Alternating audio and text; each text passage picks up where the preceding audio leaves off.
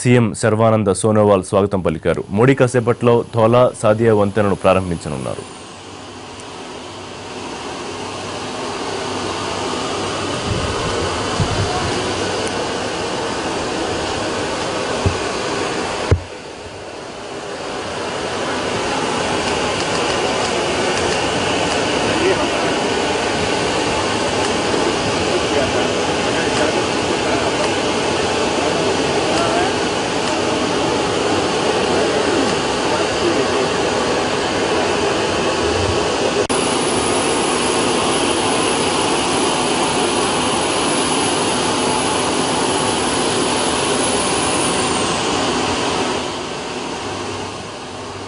ఈశాన్య భారతంలో ఓ చరిత్రాత్మక నిర్మాణం, ఎన్నో ఏళ్ల కళ సాకారమైన శుభతరుణం.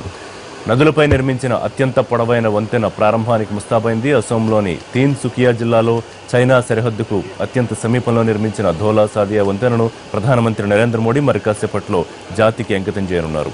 2056 కోట్ల వ్యయంతో 9.15 కిలోమీటర్ల పొడవుతో అత్యంత ప్రతిష్టాత్మకంగా నిర్మించిన ఈ బ్రిడ్జికి ఎన్నో ప్రత్యేకతలున్నాయి.